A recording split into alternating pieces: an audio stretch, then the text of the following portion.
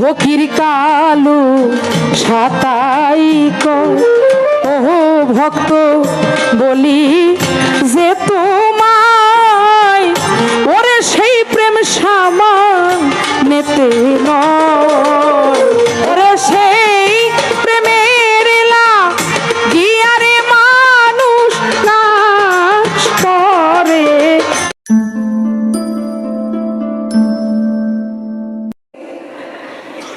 কানা ল্যাংরারা পায়রবি করে গুরু, কিন্তু নিজেরা স্থির হইতে পারে না। কেন কইছে না কথাটা? চিন্তা করছেন প্রশ্ন নিয়ে আজকে কি করতেছে? হ্যাঁ, মানে বুদ্ধি করে আইছে, বুদ্ধি করে আইছে আজকে এমন কথা কমু জুলিয়া বেগম এমন জায়গায় ঠেকামু। এটি কোনো বিষয় হইল? আচ্ছা, আপনারা প্র্যাকটিক্যাল একটা জিনিস দেখেন, এই যে আমরা কোরবানি দেই না, গরু কোরবানি দেই, তো কোরবানির মধ্যে কিন্তু একটা নিয়ম আছে যে গরুর দাঁত ভাঙা বা শিং হয় নাই, মানে যেটার মধ্যে খুদ আছে ওইটা কিন্তু কোরবানি হয় না। হয় না? কি হয় না? হয় না। তদ্রূপ আমার আল্লাহর ধর্মীয় কাজে সেখানে পরিপূর্ণতা যদি না থাকে, যদি খুঁত থাকে, তাকে দিয়ে কখনো পরিচালনা হয় না। এই যে কানা, ও তো একদিকে ওর খুঁত, এই যে ল্যাংরা, ওর তো একদিকে খুঁত, তাই না? তাহলে এইরকম মনে করেন যাদের ভিতরে অপূর্ণতা আছে তাদের দিয়ে তো কখনো আসলে পরিচালনা হয় না, সম্ভব না।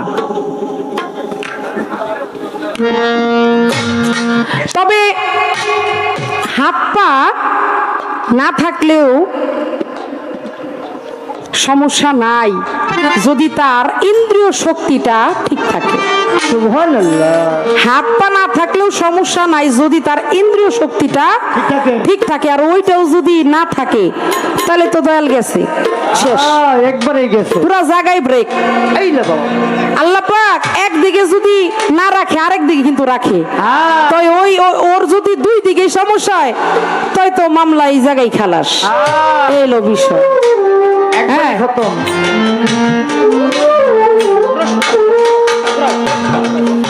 এবার উনি যে আমার কাছে একটা এর আগে একটা প্রশ্ন রাইখে গেছে যে আল্লাহর রূপটা কি।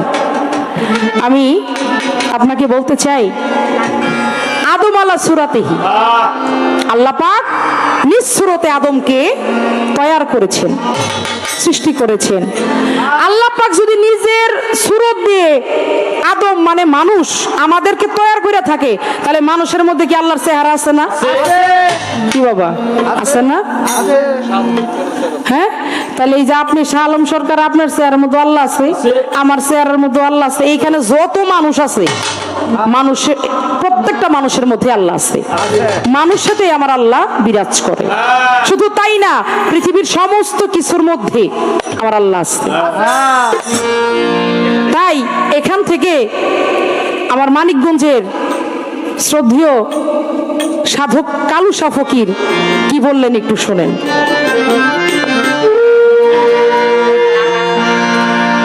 ওই নাম ভুল করিলে যাবিরে মারা, করবি রে ভীষণ ফেরে। ওই নাম ভুল করিলে যাবিরে মারা, করবি রে ভীষণ ফেরে। ভুইল না মন তারে, নিরিখ বান্ধরে দুই নয়নের, নিরিখ বান্ধরে দুই নয়নে, ভুইল না মন তারে।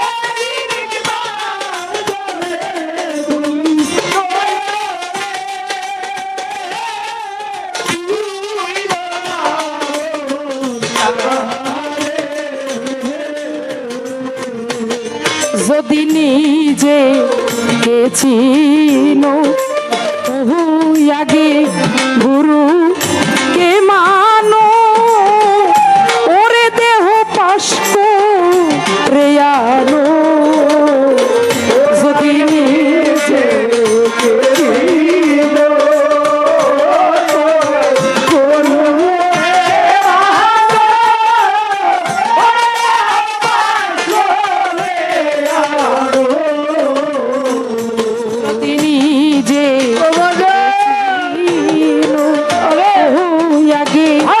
গুরু কে মানো ওরে দেহ পাশ রে আনো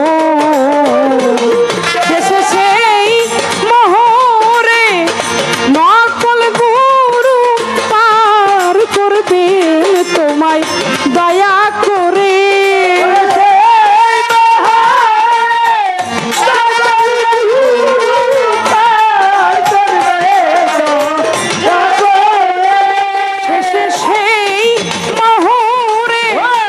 নকল গুরু পার করবে তোমায় দয়া করে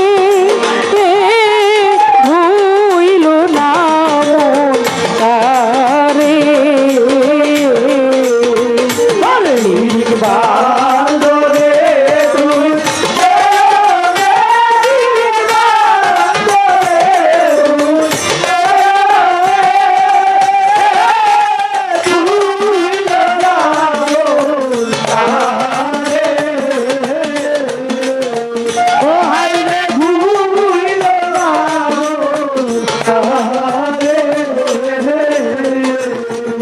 আস্তে যদি নিজেকে চিনো আগে গুরুকে মানো ওরে দেহ পাশ করে আনো নিজেকে চিনতে গেলেও যে আমি বলেছি দয়ালের কাছে আসতে হবে, দয়ালের দরবারে আসতে হবে, আমার আজমত দেওয়ান বাবার মতো দরবারে আসতে হবে, আমার ওমর চাঁদের দরবার, পাগলিমার দরবার, এইরকম আমার রশিদ চাঁদের দরবার, আমার বৈরাবরী, আমার রব সিস্তি, এইরকম দরবারে যাইতে হবে। হ্যাঁ, এইরকম গুরুর দরবারে গেলে তাহলে আপনি নিজেকে চিনতে পারবেন। আর এই গানটা কেন ধরলাম? নিরিক বান্ধরে দুই নয়নে হইল না মন তারে, ওই নাম ভুল করিলে যাবি মারা ও তুই পড়বি রে বিষম ফেরে। ওই যে আপনি তাকে যদি পাইতে চান, আমার আল্লাহকে যদি দেখতে চান, প্রভুকে যদি দেখতে চান, তার দর্শন যদি করতে চান, তাহলে আপনার নিরিক ধ্যানটা আপনার ঠিক রাখতে হবে। কারণ দেখবেন একটা গাছের মধ্যে আপনি যদি একটা আম পাড়তে যান, সেই আমটা পাড়তে গেলে একটা নিশান করতে হবে আপনার, আপনার একটা নিশানটা সই রেখে আপনার গুলিটা করতে হবে। আপনি যাতেই পারেন না কেন, আপনার ওইখানে কিন্তু ধ্যানটা ঠিক রাখতে হবে যে আমার আমটা কোথায়, ওইটা দেখে কিন্তু আপনার ওখানে ঢিল দিতে হবে। আর ওই নিশানটা যদি সই না থাকে, আপনার ওই নিরিখটা যদি সই না থাকে, তাহলে কখনো আপনি আম পারতে পারবেন না। তদ্রূপ নিরিখ ধ্যান ঠিক না থাকলে প্রভুর দর্শন করা সম্ভব না। আপনার নিরিখ ধ্যান আগে ঠিক রাখতে হবে। তাই সাধক তার গানের মধ্যে এই কথা বলেছে, প্রেমের গাছে একটি ফল ওহু রসে করে প্রলোভন, ওরে কত ভ্রম হয় পাগল, ওরে প্রেমের গাছে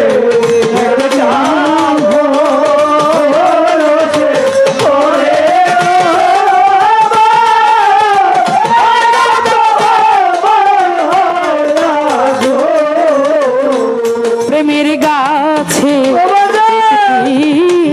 ফল রসে করে প্রলোভন, ওরে কত ভ্রম হয় পাগল, সেই ফল গুরু খাইয়া শিষ্যরে দিলে মোর হয় এই সংসারে।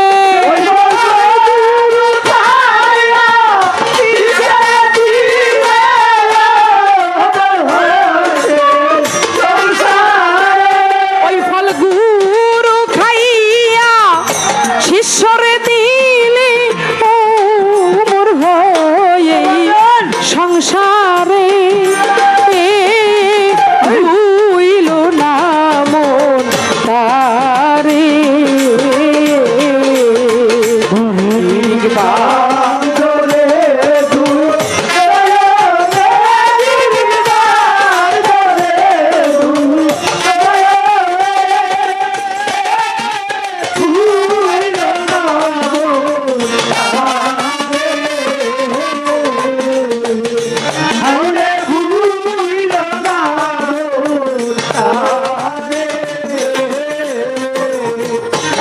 ফকির কালু সাতাই ও ভক্ত বলি যে তোমায় ওরে সেই প্রেম সামান নেতে নয় ফকির কালু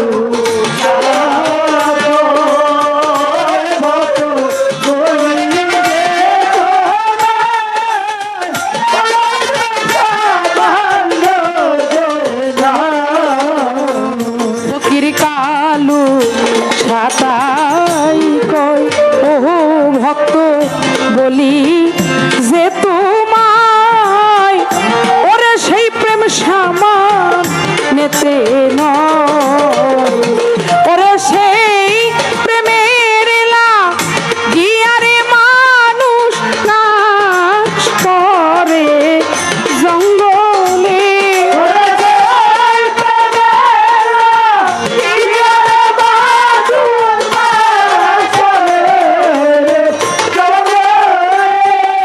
সেই প্রেমের হিয়ারে মানুষ জঙ্গলেতে বাস করে কে ধুইল নাম তারে